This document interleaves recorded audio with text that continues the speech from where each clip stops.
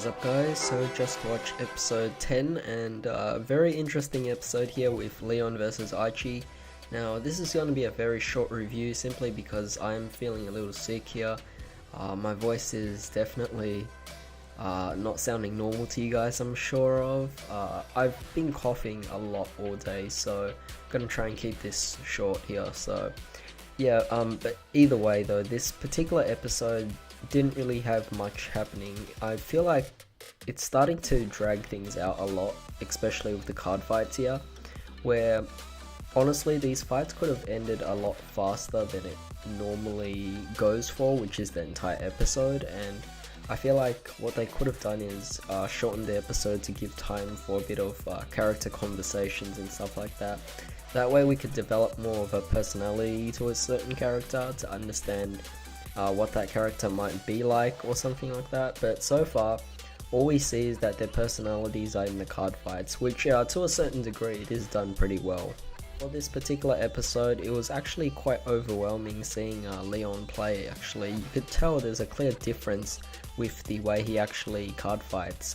You could tell he had a specific presence here, and with that Aichi was actually getting overwhelmed. Of course he was definitely able to keep himself in control. Now the interesting thing is that Leon and his so-called wind is actually being highly emphasized in this episode. Even Aichi was feeling it really well in this particular one.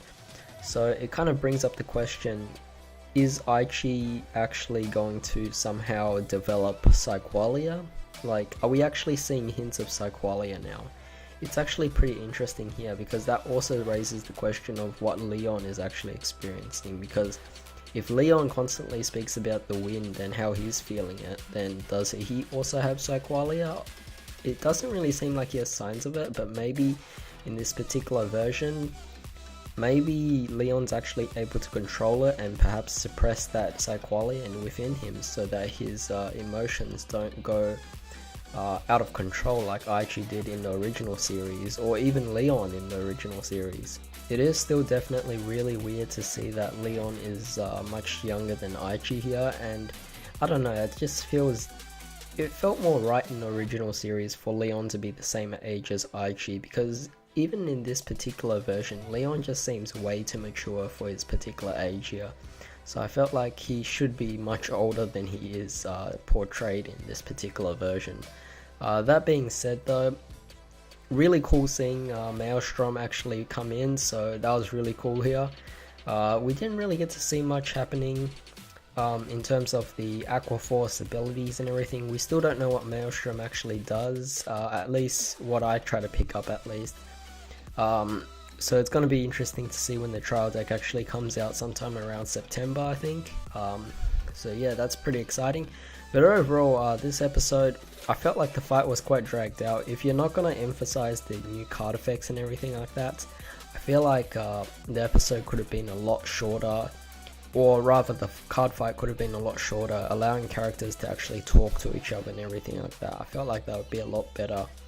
But I feel like with all these episodes just being card fights and everything, they're starting to feel dragged out, and I really would like to see an episode where they focus more on the whole, I guess, talking aspect of it, where the characters are able to analyze themselves and perhaps develop themselves. Of course, we're much earlier on in this particular version of it. However, this particular version of Vanguard is a sped up version of it compared to the original series, so I definitely would like to see some differences here in terms of how they actually show us the card fights and everything, because it just takes up an entire episode and I feel like it's really unnecessary at times. Before I end things off here, I would also like to say that Leon is actually pretty smart, and actually it's showing us how to actually play against Royal Paladins here, which is pretty interesting. Leon deliberately didn't play any rear guards in the early game so that by the time Aichi rides into Blaster Blade, he can't actually retire any of Leon's units because he doesn't have any. So definitely a very smart move here, and actually works pretty well considering that there is no Forerunner ability for the starting Vanguard. So yeah, you could actually render Blaster Blade useless in this particular case here. So definitely just a small detail of how to actually play against certain decks. So if we can see this more in future card fights, that would definitely be interesting. Now, of course, this particular fight, it was kind of expected that Leon would win, because if he lost, then it would have a pretty bad light on Aquaforce, since it's going to be getting a trial deck pretty soon. Kamui is now going to take on Goki as part of their own rematch, I guess, as well as settling the score for who's going to win between Q4 and NWO. Now this is going to be pretty interesting. It could go both ways. Kamui could actually end up losing this particular card fight, but of course Goki might acknowledge that he's actually improved quite a lot since then.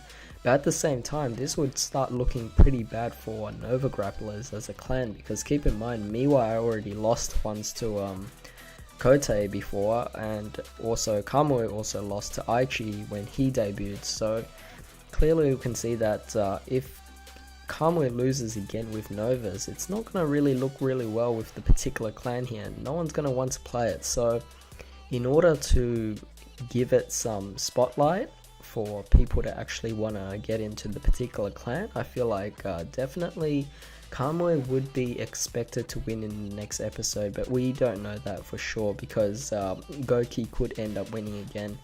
But who knows, it could go either way at this point, because Goki had his spotlight against Misaki, and Kamui only had his spotlight with Nagisa, which I guess most of the audience might think that that's kind of like a, I don't know, it's kind of like a bias match where we kind of already knew who was going to win. But it's going to be pretty interesting to see how things go in the next episode. Hopefully the one after that, in episode 12, we'll see something a lot more interesting in terms of going on to, or moving along the story and not just focusing on the tournament. Because the thing is, with this small battle between Q4 and NWO, you can already see that it's taken up quite a few episodes. So nice to see a new change later on, hopefully. Alright, so that's pretty much all I wanted to say for this particular episode. My voice is already starting to waver off here, and my throat's starting to hurt, so I'm going to end things off here. Hope you guys enjoyed this particular video, hope you guys enjoyed the episode, and if I missed out anything, then tell me in the comments down below. But in the meantime, hope you guys have a great day. See you next time.